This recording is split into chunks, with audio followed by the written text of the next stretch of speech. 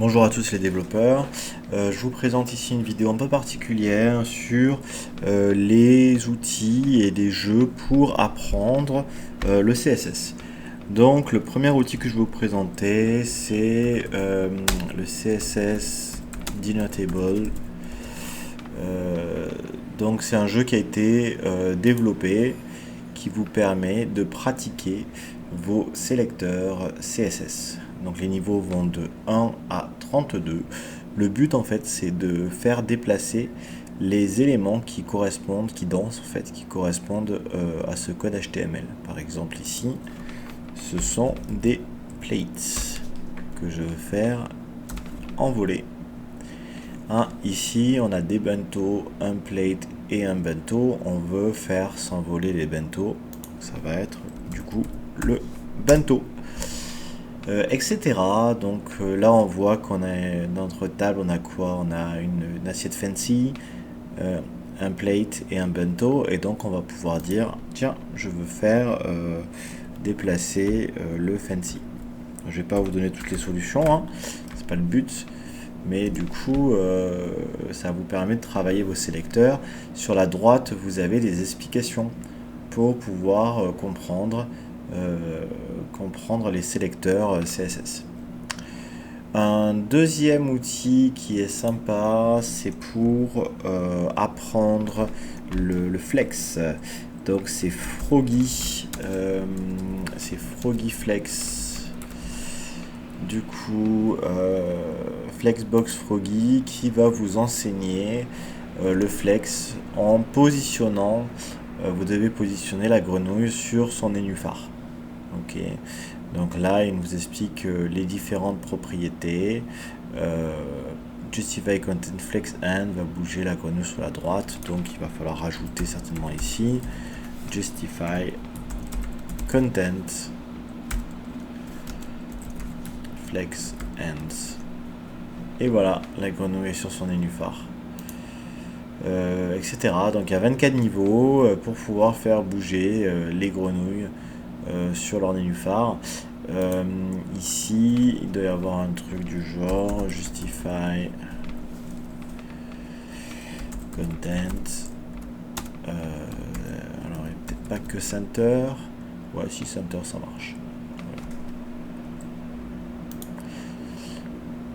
Si vous voulez vous perfectionner en flex, vous avez aussi, alors c'est pas un jeu là, c'est un site qui s'appelle FlexGrid, pardon, Flex CSS Tricks, Flex Tricks. Voilà, un complete guide. Donc ce site là est pas mal, il vous explique comment fonctionne les propriétés flex. Il me semble qu'il existe le même en grid aussi.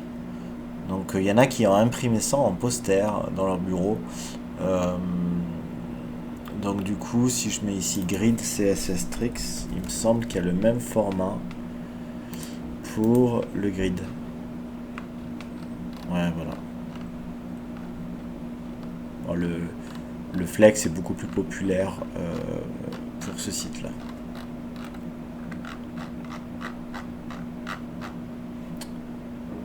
Voilà. Vous avez la possibilité d'utiliser aussi des JS Fiddle. Alors, JS Fiddle, c'est des sites qui vous permettent de programmer votre code HTML, votre CSS, votre JavaScript et de voir le résultat assez facilement. Donc si vous faites ici un div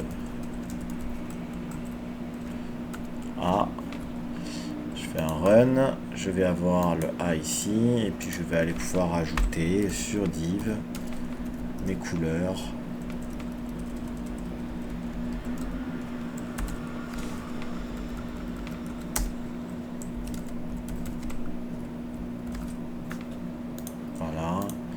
Et mettre un peu de JavaScript. Donc voilà le JS Fiddle. Qu'est-ce que je pourrais vous rajouter? Oui, vous avez le site W3School qui est pas mal, qui va vous permettre de voir des concepts HTML. Par exemple, si je prends la balise vidéo, alors non, c'est pas ça.